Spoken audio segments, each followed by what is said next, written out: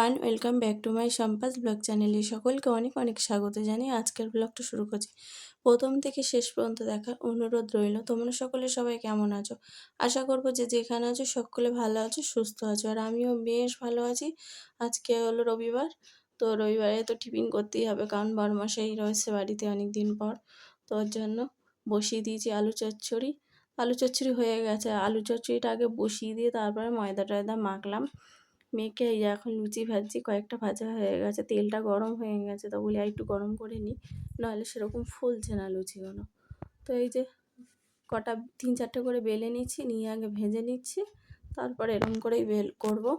আর চাকিটা নিয়ে নিই, কারণ ওখানে পরিষ্কার মুছে নিয়েছি, ওখানেই আমার বেলতে সুবিধা হচ্ছে তাই। তারপরে এই যে এখানে বসিয়ে দিয়েছি চা। হঠাৎ করেই দেখি বরমশাই বলল যে আজকে ইলেকট্রিকের দাদারা কাজ করতে আসবে। এ দেখো এসে গেছে, টিফিনটা বানানো তো কমপ্লিট হয়ে গেছে। ওরা টিফিন বানাচ্ছিলাম তখনই চলে এসেছে। তো এই যে মাম্মাম সোনা বড্ড বদমাইশি হচ্ছিল, ওখানে গিয়ে কাজ করছে না তারা, তাই আমি একটু বকেছি, তাই জন্য কাঁদছে। আর আমি বলছি এরকম করো না, যেও না ওখানে, খাচ্ছ তো তুমি খেয়ে নাও। তো সেটাই বলছিলাম, আর সেইভাবে ভিডিওটা আর করা হয়নি। তো তাদের চা টিফিন মানে আমরাও খাবো, কেমন লাগে না ওদেরকে না দিলে, তো ওদেরকেও দিলাম। দুটো দাদা এসেছিলো কাজ করতে।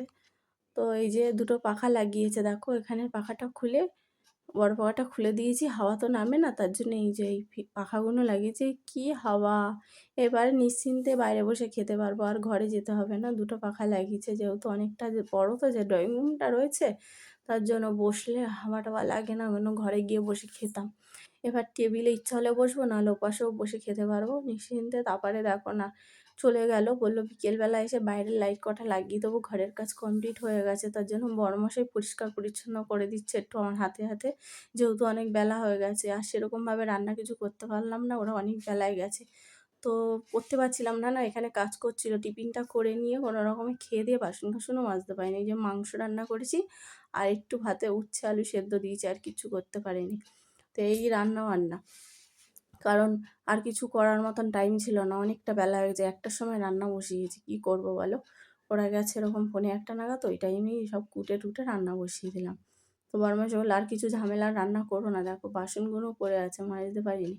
তারপরে যখন ওরাগুলো সব গোছাচ্ছিলো, সকালে টিফিনের বাসনগুলো মেজে নিয়েছি, কিন্তু এই মাংসটা পরে যেহেতু ধুয়েছি, ধুতে পারিনি, সেগুলো রয়েছে। তো এই রান্না বান্না করেছি, আর এই যে ভাত দিয়ে দিচ্ছি। এখানে দেখো নিচে বসে আছি, কী আরাম লাগছে। টেবিলে তো সবার হয় না, ঘরে বসে সবসময় খাই, এখানে যেহেতু পাখাটা লাগিয়েছে, এই যে এখানে বসে গেছি চালিয়ে। খুব সুন্দর মানে হাওয়া, ঠান্ডা ঠান্ডা।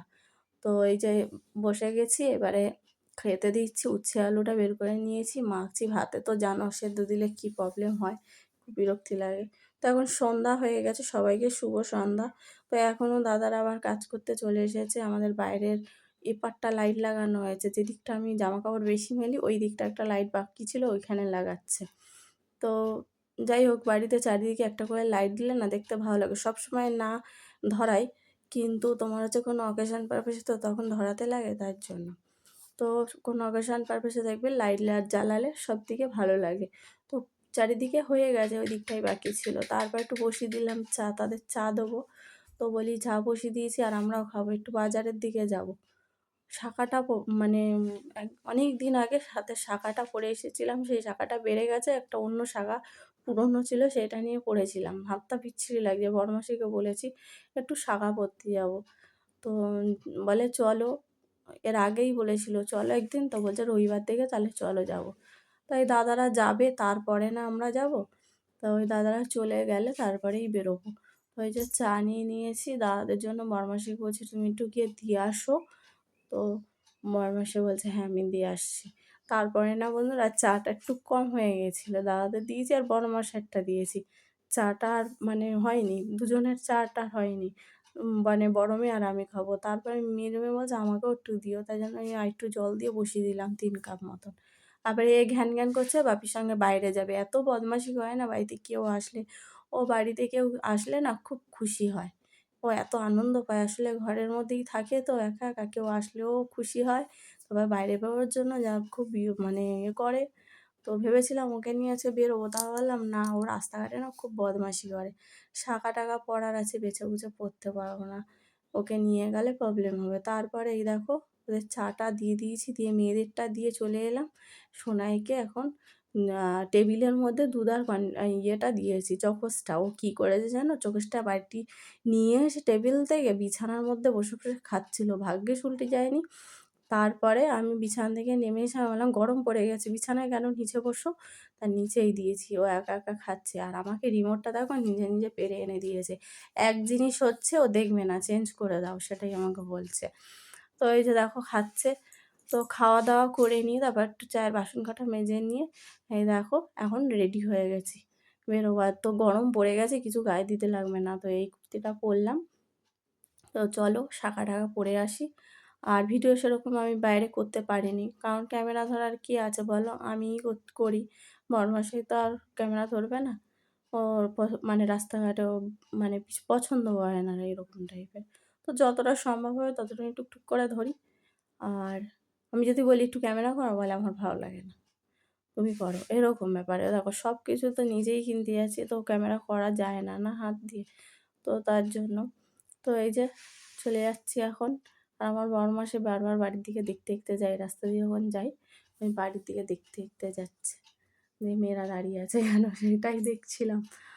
তো চলো, আর শাখাটা আমি সেইভাবে তোমাদের দেখাতেও পারিনি। শাখাটা একটু ইচ্ছা ছিল মোটা পরার, তো সেটাই পরে এসেছি, কিন্তু তোমাদেরকে সেটা আমি দেখাতে পারিনি।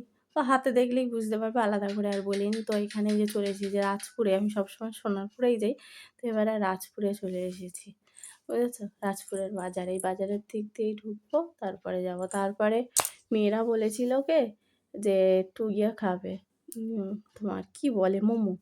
তো এই যে মোমো নিতে চলে এসেছি অল্প করেই। মেয়েরা না, মেজো মেয়ের একটু জ্বর জ্বর লাগছে মুখে, বলছে আমার মোমোর স্যুপ খেতে ইচ্ছা করছে, তার জন্যই। বড় মেয়েকে ফোন করে বললাম তুই মোমো খাবি, তাহলে বেশি করে নিয়ে যাবো, বলছে না।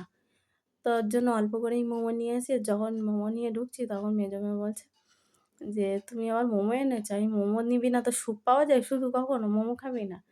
তো আর এখানে যে দেখছিলাম, আর বলে আর একটুখানি ক্যামেরা করে নিলাম।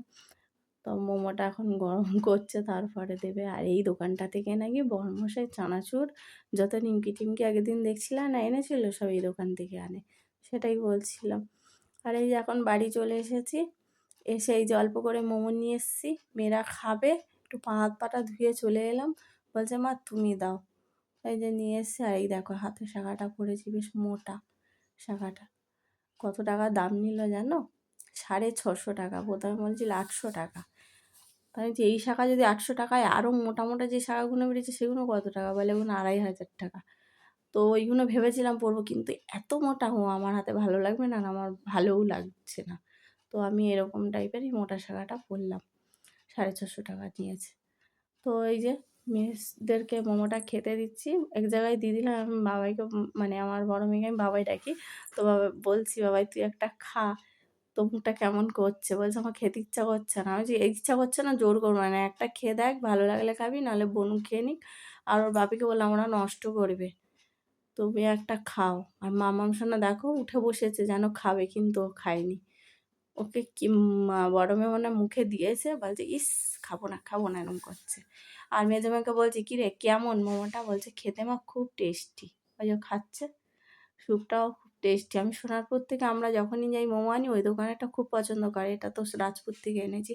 তারপর এসেটা অল্প দুটো ভাত বসিয়ে দিলাম, মেয়েরা বললো ভাত খাবে না, ওই মোমো খেয়েছে, বড় মেয়ে দুটো খেয়েছে, আর বাকিটা ও মেজো মেয়ে খেয়েছে। আর স্যুপটাই অনেকটা না, গাঢ় স্যুপ, চিকেন দিয়ে করেছে, তো ওই স্যুপটা খেয়েও ওদের পেট ভরে গেছে, তাই বলছে মা রাত্রে ভাত খাবো না। আর আমি বলছি ঠিক আছে, কিন্তু খাবারটা আমার নষ্ট করিস না, তোর ইচ্ছা করেছে সেটাই নিয়ে এসেছি। তারপরে এই যে দুটো কাপড় পছন্দ হলো, নিয়ে চলে এসেছি।